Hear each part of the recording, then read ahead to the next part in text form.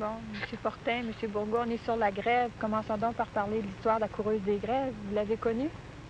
La coureuse des grèves, ça, c'était au moment de la colonie, où les Anglais ont pris le pays, puis les colons ont commencé à dégénérer. Ils ont parti chacun de leur bord dans la forêt.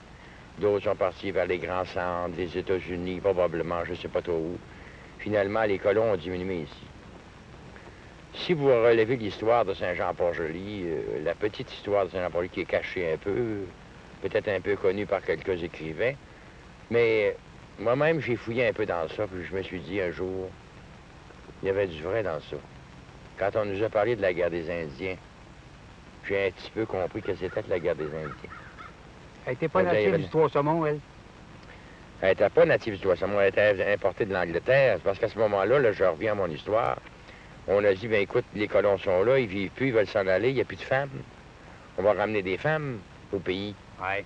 Fait que là, ils ont vidé des prisons, je sais pas trop quoi, des maisons de femmes, je sais pas où ils ont pêché. Ils ont semé des femmes le long du fleuve, dans tous les ports de mer. Donc là, on est à Saint-Jean-Port-Joli. À Saint-Jean-Port-Joli, c'était le port de mer de Port-Joli. On a laissé la coureuse des grèves, qui était une femme très jolie apparemment, avec des grands cheveux blonds, qui vivait ici au bord de la mer dans une cabane. Puis sa vie, elle, c'était de s'occuper des marins qui venaient ici parce que vous êtes tout près ici, là, à Blanchon, où c'était autrefois le port de Port-Joli. Les goélettes venaient tout ici, charger le freight pour Québec, les provisions qui se faisaient. Mais la coureuse des grèves était là, puis naturellement, ben, ça intéressait bien les marins parce qu'il y avait une femme. Les femmes étaient tellement rares à cette époque-là. Mais ça, c'était la coureuse des grèves, c'était sa vie de vivre au bord de la mer, d'aller à bord des bateaux ici, à l'Anse, là, de faire les bateaux, de se trouver des amis.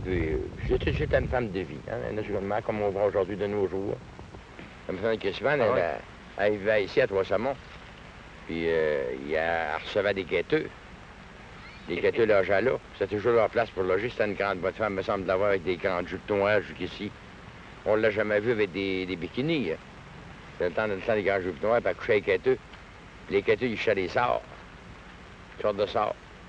Là, quand il jetait un sort, ben, c'était dans son poulailler, c'était dans son cheval. Ah, oui. Le poulailler était plein de poux. Ben non, le cheval était plein de poux. Elle faisait venir le bonhomme Chouinard, le boucher. Elle achetait une fourrure du boucher. Il appelait ça une fourrure, c'est le foie d'un cheval ou le foie d'un bœuf.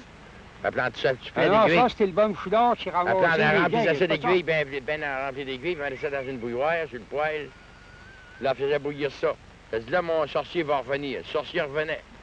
Puis là, il refaisait son sort. Ça le piquait sur le chemin, dans sa route. Ah, bon. Et ça va, la bonne femme a dit, ça va le piquer, il va revenir. Le sorcier revenait. Vous avez Lurette ici, par exemple, là, qui a sa grotte. Ouais. Mais si vous voyez, si je vais vous montrer ça, tantôt, si nous avons une minute de vous la faire visiter, vous allez dire, ça a été fait à main d'homme. C'est une voûte de style gothique, formée par la nature, qui était creusée à l'intérieur.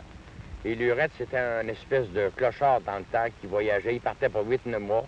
Il était parti en voyage. Mais à chaque été, il venait passer ses étés à Saint-Jean-Port-Joli, dans sa grotte.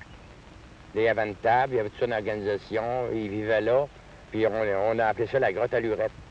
Mais Lurette, c'était un type, d'où il venait, je ne sais pas. Est-ce que c'était un Indien? Est-ce que c'était un voyageur de Montréal ou de l'île de l'Ouest du pays? On n'a jamais su ça. Mais il venait passer ses étés à Saint-Jean-Port-Joli dans sa grotte. Et la grotte existe encore.